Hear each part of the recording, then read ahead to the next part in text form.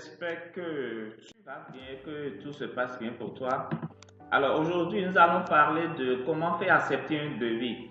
C'est beaucoup plus une vidéo pour les freelances, c'est beaucoup plus une vidéo pour ceux qui, les graphistes, les développeurs, tous ceux qui sont dans le domaine du freelance, d'accord, les rédacteurs, les community managers et tout. Et il y a deux astuces que je vais partager avec vous dans cette vidéo qui va vous permettre de mieux présenter un devis, de faire accepter votre devis même si vous êtes un peu plus cher que la concurrence, même si beaucoup sont un peu plus chers que la concurrence. Allons voir comment présenter un devis finalement pour être accepté, quel que soit le prix. Alors, premièrement, il faut segmenter votre prestation. Et c'est l'énorme erreur que beaucoup de personnes font. Il faut segmenter votre prestation, détailler votre prestation, détailler celle-ci de façon à expliquer au client le contenu de chaque prestation que vous lui donnez et pourquoi vous allez fixer ce prix global. C'est ce que beaucoup de personnes ne font pas et se font déplumer, se font rejeter, enfin, se voient rejeter avec leur devis. C'est-à-dire, par exemple, si vous êtes un community manager et vous êtes recruté pour gérer les réseaux sociaux, vous avez une agence de marketing, vous êtes un prestataire, et vous avez été recruté par une entreprise pour gérer ces réseaux sociaux, lorsque vous lui faites un devis, vous devez détailler votre devis. Par exemple, vous devez mettre combien coûte la création de contenu, combien coûte le travail éditorial, combien coûte le call to action que vous allez faire, combien coûte la stratégie d'acquisition du client, combien coûte la stratégie de conversion du clientèle, combien coûte l'analyse du marché pour vous, le ciblage sur la clientèle,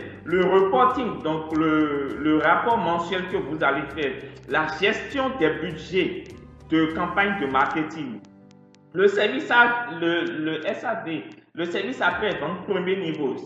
Qu'est-ce que je mets dans SAV de premier niveau? C'est par exemple, c'est la modération de la page, la réponse aux questions. Donc, vous devez avoir des questions clés avec des réponses clés. Par exemple, les questions que reviennent souvent généralement sur les pages, c'est les prix, le local, etc., etc. Donc, vous pouvez modérer la page. Donc, pour chaque compartiment du service, vous devez mettre un prix, ce que ça vaut.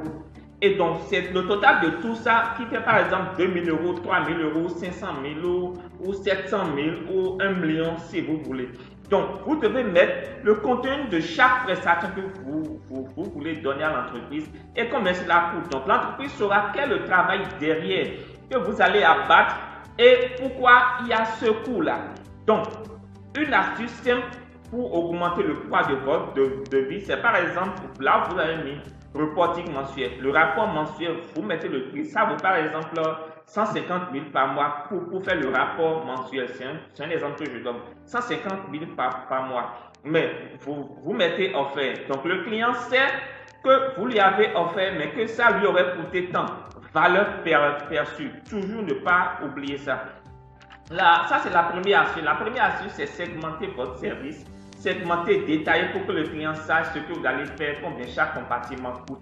La deuxième chose, c'est que vous devez toujours accompagner votre devis de ce que j'appelle le pack de bienvenue. Le pack de bienvenue est composé de 2 documents. Je le fais pour moi systématiquement.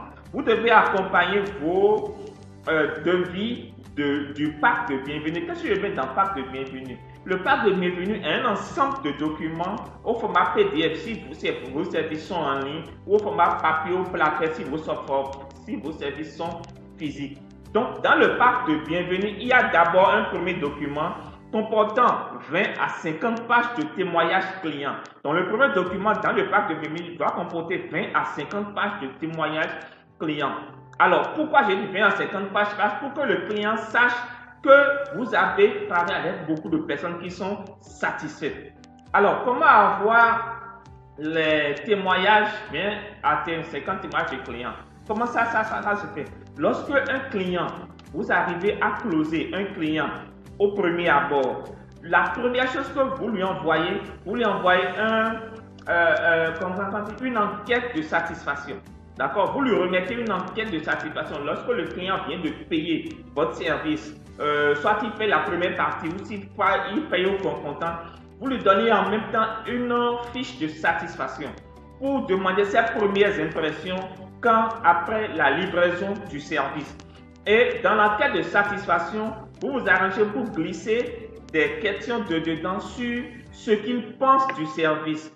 S'il aurait recommandé à quelqu'un, comment est-ce qu'il aurait, quels sont les mots qu'il va utiliser pour pouvoir recommander à la personne.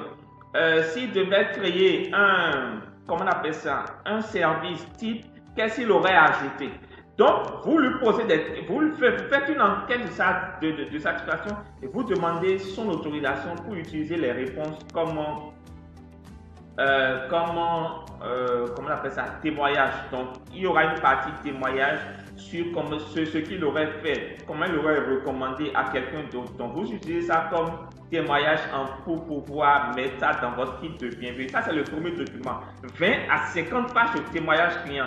Le deuxième document doit comprendre les études de cas des clients avec qui vous avez travaillé. Les études de cas des clients avec qui vous avez travaillé, les résultats qu'ils ont obtenus et la méthodologie que vous avez utilisée de façon détaillée. Vous pouvez le faire sous forme d'infographie. Moi, je conseille de le faire sous forme d'infographie pour pouvoir accrocher beaucoup plus les gens à qui vous allez envoyer.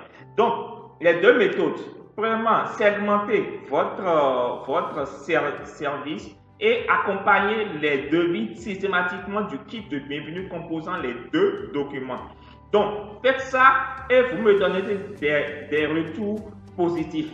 Donc, voilà les deux choses que je voulais vous montrer dans cette vidéo. Quant à moi, je vous donne rendez-vous dans la vidéo prochaine. Si vous avez aimé, partagez-la, abonnez-vous, mettez un commentaire en bas, likez la vidéo. Ça me motive à vous donner des contenus beaucoup plus pertinents, plus consistants. Rendez-vous dans la vidéo. Ma vie est une bénédiction. Un enfant de Dieu ne peut jamais échouer. Moi, ma vie est une bénédiction. Un enfant de Dieu ne peut jamais échouer. Saga Junior. Ma vie a changé. Aujourd'hui, j'ai triomphé. Ma vie a changé. Aujourd'hui, j'ai triomphé. Autour Mathieu Pignon. La victoire!